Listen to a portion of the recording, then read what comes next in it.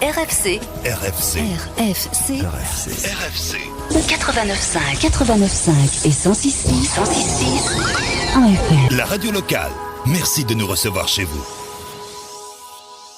Moun qui fait l'Europe, l'émission thématique portée par le Centre Europe Direct Antilles-Guyane sur Radio Fréquence Caraïbes, afin de découvrir ou redécouvrir cette institution qu'est l'Union Européenne en Martinique. Moun qui fait l'Europe, c'est tous les deuxièmes lundis du mois de 11h à 12h. Moun qui fait l'Europe, faire connaître les actions de l'Union Européenne sur notre territoire et informer de l'impact de l'Union Européenne dans le quotidien des Martiniquaises et Martiniquais. Alors maman, écoutez pourtant, exote que comprendre et surtout, gardez l'écoute.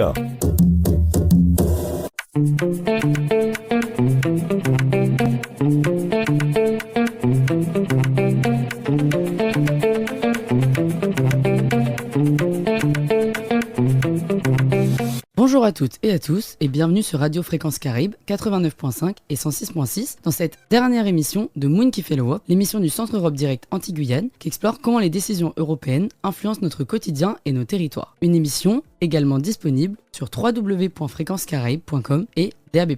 Aujourd'hui, nous allons parler d'un sujet qui cristallise le débat européen, un sujet difficile mais essentiel, la définition juridique du viol et plus précisément la place de la notion de consentement dans cette définition. Vous vous demandez peut-être pourquoi l'Union européenne s'intéresse à ce type de questions, qui sont sensibles et qui relèvent du droit pénal, donc de chaque État, de leurs tribunaux, de leurs lois et de leurs traditions juridiques. Eh bien, c'est ce que nous allons voir aujourd'hui. Le 28 avril 2026, une majorité de députés européens ont voté en faveur d'un rapport demandant une définition commune du viol dans l'Union européenne, fondée, elle, sur l'absence de consentement. Il a été adopté avec 447 voix pour, 167 contre et 43 abstentions, ce qui constitue une nette majorité. L'idée défendue dans ce rapport, c'est que dans toute l'Union européenne, un acte sexuel commis sans consentement devrait pouvoir être reconnu comme un viol. Et ce, quelles que soient les lois nationales. Sauf qu'aujourd'hui, tous les pays européens ne définissent pas le viol de la même manière. Certains se basent déjà sur l'expression d'un consentement éclairé, d'autres raisonnent plutôt à partir d'un refus exprimé par la victime, et quelques pays restent encore attachés à la preuve d'une violence, d'une contrainte, d'une menace ou d'une surprise. Ce débat n'est donc pas seulement une interrogation sur la bonne formulation à adopter dans un code pénal, mais il questionne nos sociétés sur la manière dont elles reconnaissent les violences sexuelles, la manière dont elles écoutent les victimes, comprennent des réactions traumatiques et luttent contre ce qu'on peut appeler la culture du viol. Ce débat rappelle aussi que l'Union européenne n'est pas seulement un espace économique, elle est aussi un lieu où se discutent des droits fondamentaux et des valeurs communes. Pour commencer, il faut rappeler que le sujet des violences sexuelles n'est pas abstrait. Selon Eurostat, en 2024, les services de police des États membres de l'Union européenne ont enregistré plus de 256 000 infractions de violences sexuelles. Parmi elles, plus de 98 000 étaient des viols. Un autre chiffre important, c'est que par rapport à l'année précédente, les violences sexuelles enregistrées ont augmenté de 5% et les viols enregistrés de près de 7%. Évidemment, ces chiffres ne disent pas tout, puisqu'on sait que beaucoup de victimes ne portent pas plainte. Ces chiffres, ils sont certes basés sur des études essentiellement réalisées en Europe continentale, mais cette réalité concerne aussi nos territoires ultramarins, dont ceux de la Caraïbe. Selon l'enquête Virage dans les Outre-mer, reprise dans un rapport de l'Assemblée nationale, 10% des femmes aux Antilles ont déclaré avoir subi des violences sexuelles en 2021. Dans l'espace public, c'est 14% des femmes résidant en Martinique qui déclarent avoir été victimes de harcèlement ou d'atteintes sexuelles. Et toujours en Martinique, c'est 3,2% des femmes qui déclarent avoir déjà été victimes de viol ou de tentatives de viol avant leurs 18 ans. À titre de comparaison, en Guadeloupe, c'est 3% des femmes et en Hexagone, 1,5%. Autrement dit, les violences sexuelles et le viol ne sont pas une réalité lointaine. Ils concernent aussi nos territoires antillais et ils posent ici aussi la question de la reconnaissance des victimes, de la plainte, de la preuve et de la définition juridique du viol, qui peut être influencée par la définition européenne, comme plusieurs des territoires sont des régions ultrapériphériques, communément dit RUP. Au sein des instances de l'Union européenne, ce débat, il n'est pas nouveau. En 2024, l'Union européenne a déjà adopté une directive sur la lutte contre les violences faites aux femmes et les violences domestiques. C'était une avancée importante puisque le texte prévoit des mesures contre certaines formes de violences en ligne, il renforce la prévention et améliore la protection des victimes. Mais un élément central avait disparu du texte final, la définition commune du viol, fondée sur l'absence de consentement. En fait, au départ, la Commission européenne voulait intégrer cette définition,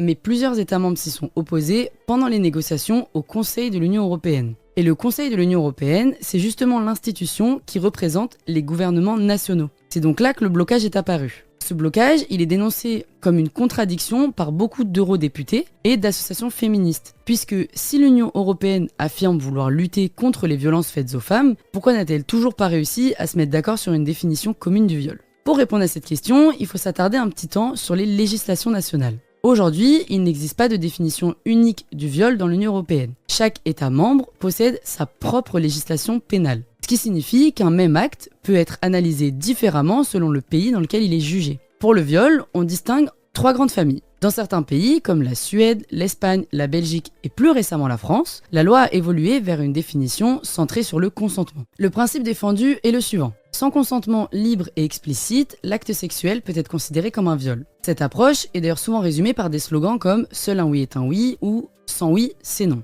Autrement dit, ce n'est pas l'absence de refus qui compte, mais l'expression d'un accord réel et sans équivoque. D'autres pays définissent le viol comme un acte ayant été commis contre la volonté de la victime, dans une situation où celle-ci a refusé de donner son consentement. Et donc dans ce cas, le principe est plutôt le « non veut dire non ». C'est le cas de la Pologne, mais aussi de l'Allemagne, qui a réformé son droit en 2016. Et le but de cette réforme, au début, c'était de mieux prendre en compte le refus exprimé par la victime, puisqu'il n'était plus exigé qu'il y ait une présence de violence physique forte pour reconnaître les faits. Sauf que pour les défenseurs de la définition basée sur le consentement, la logique du non est jugée insuffisante, car elle continue de faire reposer une partie du raisonnement sur l'expression du refus, et donc elle donne un rôle à la victime. Or, dans certaines situations, une victime ne peut pas dire non clairement. Elle peut être paralysée par la peur ou en état de sidération. Elle peut être sous emprise ou en situation de vulnérabilité. Elle peut aussi adopter une réaction qui paraît incompréhensible de l'extérieur, mais qui en réalité est une réaction de survie. Et c'est toute la différence entre ces deux logiques.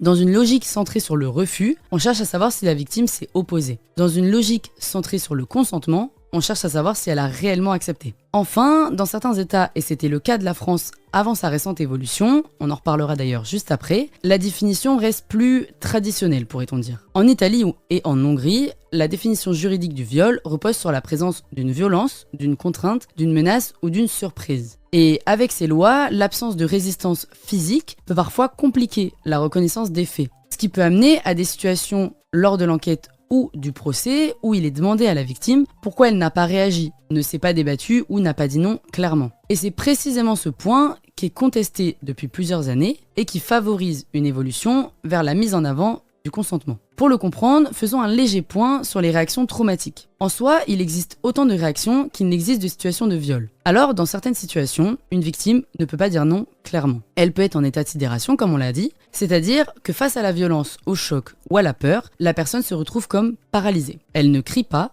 ne fuit pas, ne se débat pas, non pas parce qu'elle consent, mais parce que son corps et son psychisme se bloquent. Elle peut aussi être en situation d'emprise ou de dissociation traumatique, ou encore dans un état de vulnérabilité qui l'empêche de réagir. Et la psychiatre Muriel Salmona, qui est spécialiste des violences et du psychotraumatisme, explique par exemple qu'une victime dissociée peut ne pas avoir la capacité de se défendre et peut supporter l'insupportable à travers une forme d'anesthésie émotionnelle. Elle déclare aussi, en 2024 dans son article « La sidération traumatique lors du viol et ses conséquences », que la sidération traumatique et ses conséquences psychotraumatiques ne sont pas encore suffisamment connues et prises en compte et sont souvent cruellement reprochées aux victimes de violences sexuelles. Et donc justement, dans un système centré sur la résistance physique face à une contrainte, l'absence de réaction peut être mal interprétée. Et c'est là que la culture du viol se manifeste. La culture de viol, ça désigne un ensemble de réflexes, de représentations et de discours qui minimisent les violences sexuelles, déplacent la responsabilité sur les victimes ou entretiennent l'idée qu'une victime devrait forcément avoir crié, résisté, fui ou porté plainte immédiatement pour que ce qu'elle dénonce soit perçu comme la vérité.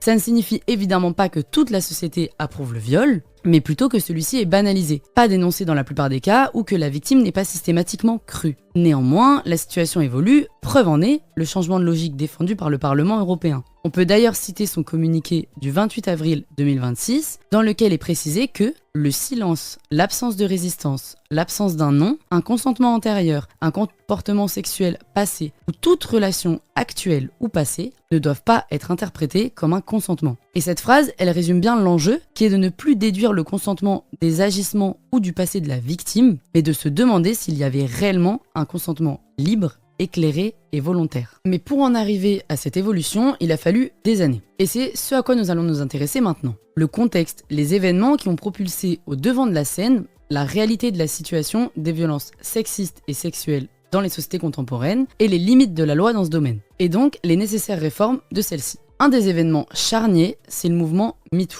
Rappelez-vous, il a apparu en 2017 après les révélations d'agressions sexuelles visant le producteur hollywoodien Harvey Weinstein. Des milliers de femmes dans de nombreux pays ont alors commencé à témoigner publiquement de violences sexuelles, de harcèlement, d'agressions ou de viols. Cette libération de la parole à l'échelle mondiale, elle a permis de rendre visibles des situations longtemps minimisées. L'emprise, la sidération, les pressions psychologiques et l'incapacité à réagir dont on parlait juste avant. Avec MeToo et d'autres scandales dans les mois ou années après, progressivement, plusieurs gouvernements européens ont engagé des réformes de leur droit pénal afin de mieux prendre en compte ces réalités. L'Espagne est sans doute l'un des exemples les plus parlants. Pour remettre du contexte, en juillet 2016, pendant les fêtes de Saint-Fermín à Pampelune, une jeune femme de 18 ans est violée par 5 hommes. L'affaire devient connue sous le nom de la manada, la meute. En fait, c'est comme ça que les accusés se désignaient eux-mêmes dans un groupe de messagerie. L'affaire choque immédiatement l'opinion publique espagnole. Mais c'est surtout la première décision de justice rendue en 2018 qui provoque une vague d'indignation nationale. À l'époque, les 5 hommes sont condamnés pour abus sexuels et non pour viol. La raison, le tribunal estime que la violence ou l'intimidation nécessaire pour qualifier les faits de viol n'était pas suffisamment caractérisée. Autrement dit, la justice reconnaissait qu'il y avait bien eu une atteinte sexuelle grave, mais elle ne retenait pas la qualification de viol. Pour de nombreux Espagnols, cette décision révélait une conception trop restrictive du viol. Comme si une victime devait nécessairement crier, se débattre ou porter des traces physiques des coups pour que la violence sexuelle soit pleinement reconnue. Le débat est alors devenu national. Des milliers de personnes ont manifesté dans plusieurs villes d'Espagne et un slogan s'est imposé, Solo si es si, c'est-à-dire seul un oui est un oui. L'affaire a ensuite connu une évolution importante puisqu'en 2019, le tribunal suprême espagnol a requalifié les faits en viol et a condamné les 5 hommes à 15 ans de prison. Entre-temps, le débat public avait déjà profondément changé. L'affaire La Manada était devenue un symbole, celui d'un droit pénal jugé incapable, dans un premier temps, de comprendre les réactions réelles des victimes. Et donc c'est dans ce contexte que l'Espagne, en 2022, a adopté la loi dite du Solo si es si. Cette réforme, elle place le consentement au cœur de la définition des violences sexuelles.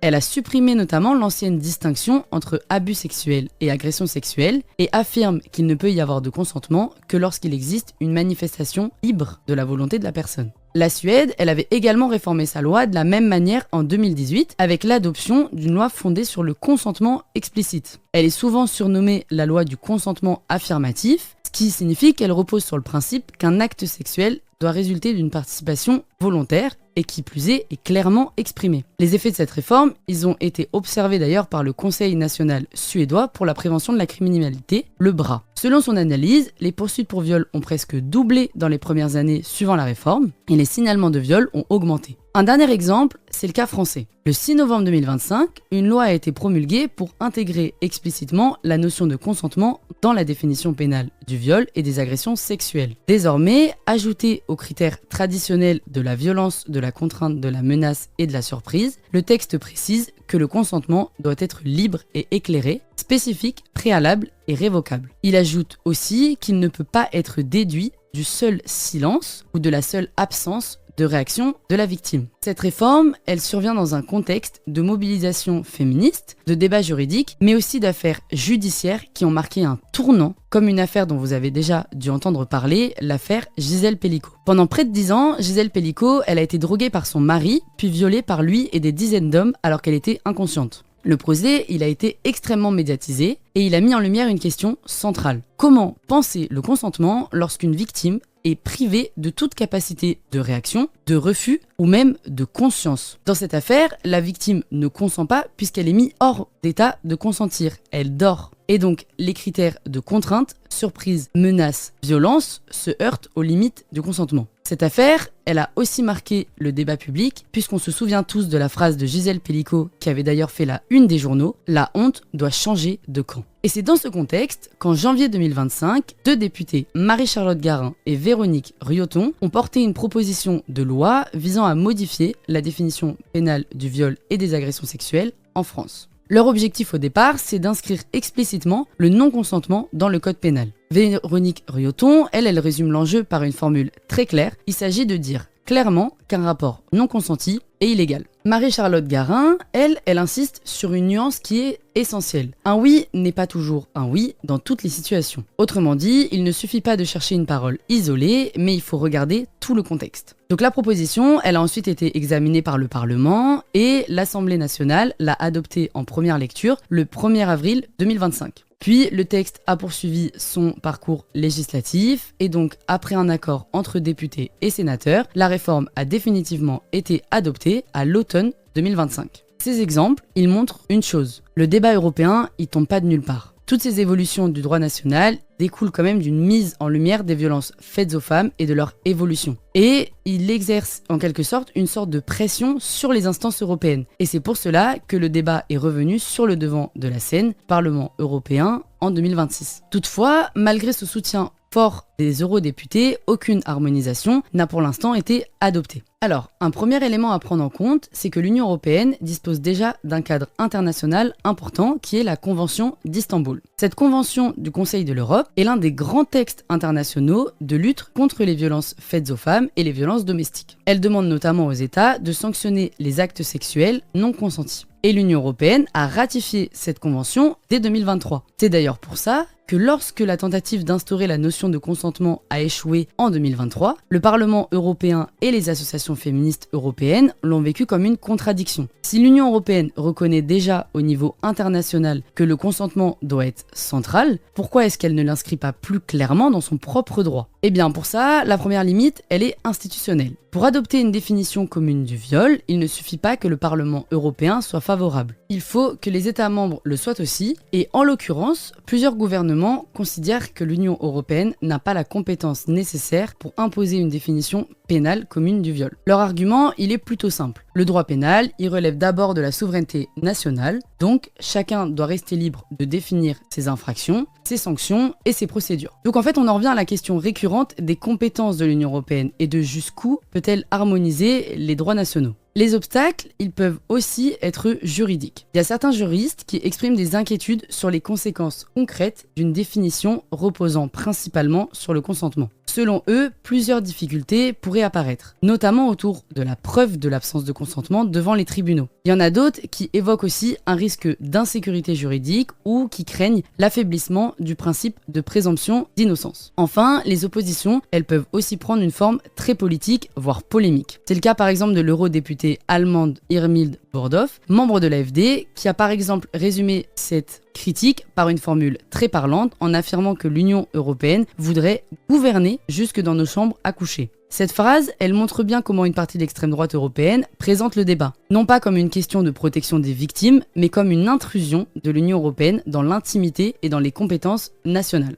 Les défenseurs de la réforme répondent exactement l'inverse. Il ne s'agit pas de réglementer les relations sexuelles, mais de garantir qu'un acte sexuel sans consentement puisse être reconnu comme un viol, quel que soit le pays européen concerné. D'ailleurs, le rapport adopté par le Parlement européen ne se limite pas à une nouvelle définition du viol. Les eurodéputés demandent aussi une approche centrée sur les victimes, avec un accompagnement spécialisé, des mesures de prévention et une formation obligatoire pour les professionnels susceptibles d'être en contact avec des victimes, comme les policiers, les magistrats, les procureurs, les avocats, ou même le personnel de santé et les travailleurs sociaux. Et ce dernier élément, qui marque la fin de cette chronique, montre bien que le débat autour de l'introduction de la notion de consentement dans la loi européenne n'est pas que juridique, il est aussi politique et sociétal, et il suggère une nouvelle manière de traiter les violences sexistes et sexuelles. Merci de nous avoir suivis. Pour en savoir plus, consultez le site du Centre Europe Direct Antilles-Guyane. Toutes nos émissions sont disponibles sur fréquencecarib.com. On se retrouve en octobre pour un nouveau numéro de Moon qui fait l'Europe.